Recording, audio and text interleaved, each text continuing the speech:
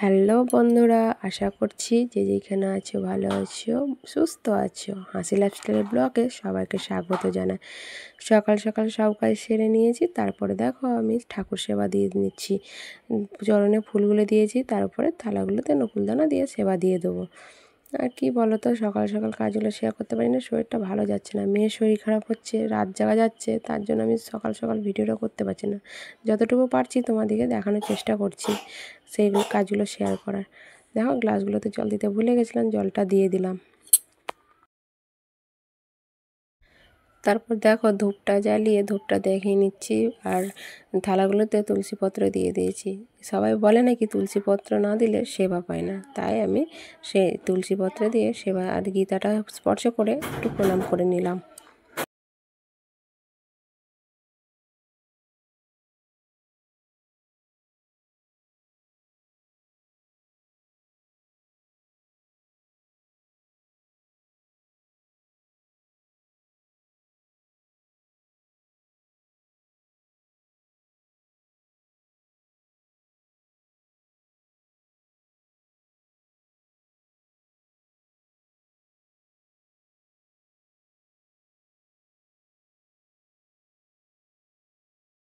ঠাকুর সেবা দেওয়ার পর দেখো মেয়েকে খেতে দিচ্ছিলাম, খেতে দেওয়ার পর আমি ওকে ওষুধ খাওয়াছিলাম, তো ওষুধটা কিছুতেই খাচ্ছিল না।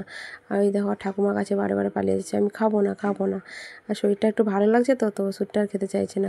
আর বাচ্চার শরীর খারাপ হলে মাদের কি ভালো লাগে বলো তো। আর দেখো কতটা জোর করে ওকে ওষুধ খাওয়াতে হচ্ছে, আর দেখো কত কান্না করছে, মায়াও লাগছে, কি করবো বলো, না খাওয়ালে তো উপায় নেই। দেখো কতটা কান্না করছে, খাবো না খাবো না, মুখে চিপে ধরছে দেখো নিজে নিজে। আর ওকে একটা লাড্ডু এনে দিয়েছিলাম, একটু চিড়া ভাজা, তো চিড়া ভাজাটা হলো খাইয়ে দেবো, কত ভুলিয়ে ভালিয়ে খাওয়াচ্ছি দেখো। আর হাতটা এত চিপে ধরেছে দেখো, আমি এক হাতে খুলতেই পারছি না খো।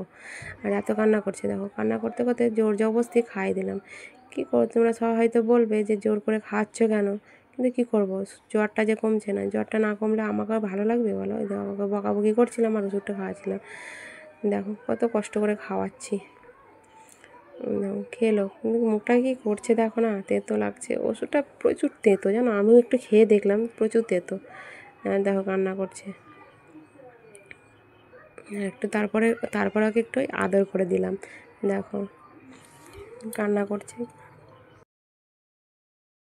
দেখো বন্ধুরা, বৃষ্টির জন্য আমি উনুনে রান্না করেছিলাম আজ, কিন্তু ওইগুলো শেয়ার করতে পারিনি। একবারে চলে এলাম সার্ফ কাছা নিয়ে, সার্ফগুলো সকাল সকাল কেচে দিয়েছিলাম, তারপরে রান্না করতে বসেছিলাম। রান্না করার পর দেখো আমি সার্ফগুলো সব তুলে নিয়ে এসেছি, তারপরে সব ঢপে ঢপর বাবার ঢপে জামাগুলো রেখে দিচ্ছি, আমার ছেলের আমার মেয়ের ঝুড়িতে রাখছি। আর কত দেখো সার্ফ কেচেছি, আর শরীর ভালো লাগছে না, দেখো আমার চেহারাটা দেখে আর ভালো লাগছে কি বলো।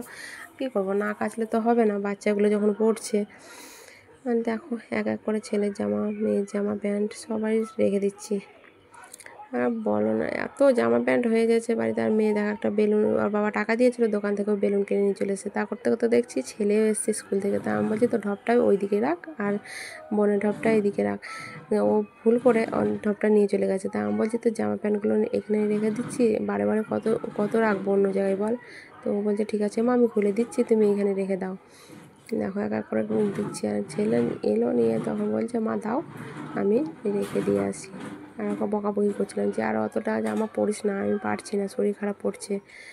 আমি বলছি ঠিক আছে মা, আমি অতটা আর পরবো না। মেয়ের দেখো জিন্স প্যান্ট, ছোট্ট একটা জিন্স প্যান্ট, খুব পছন্দ করে পরতে এটা। আমার গলার ভয় শুনে বুঝতে পারছো আমার কতটা শরীর খারাপ হয়েছে, ভালো লাগছে না। কী করবো বলো, সাংসারিক মেয়ে তো, না করলেও হয় না।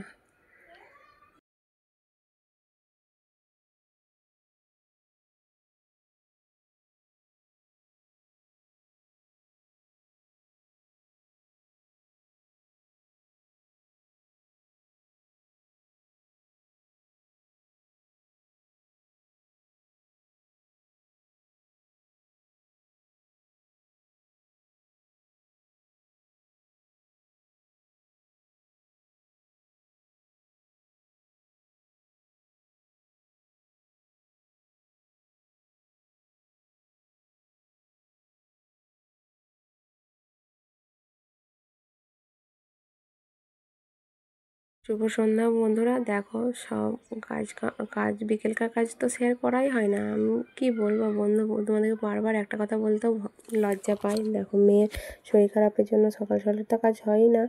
এই দেখো মেয়ে দেখছি ঘুমিয়ে গেছিলো, আর ছেলেকে পড়তে বসতে বললাম, আর আমি একটু ক্যামেরা করে নিলাম।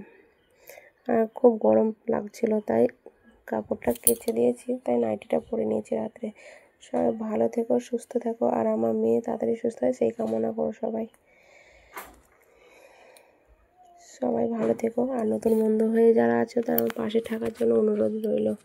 দেখো মেয়ের এত শরীর খারাপ হয়েছে, সন্ধ্যাবাতি দেওয়ার পরে পরে ঘুমিয়ে গেছে। এত জাগাচ্ছি তা জাগছেই না। আর ছেলে পড়তে বসছিল আর মোবাইল ক্যামেরার দিকে বারে বারে তাকাচ্ছিল। দেখো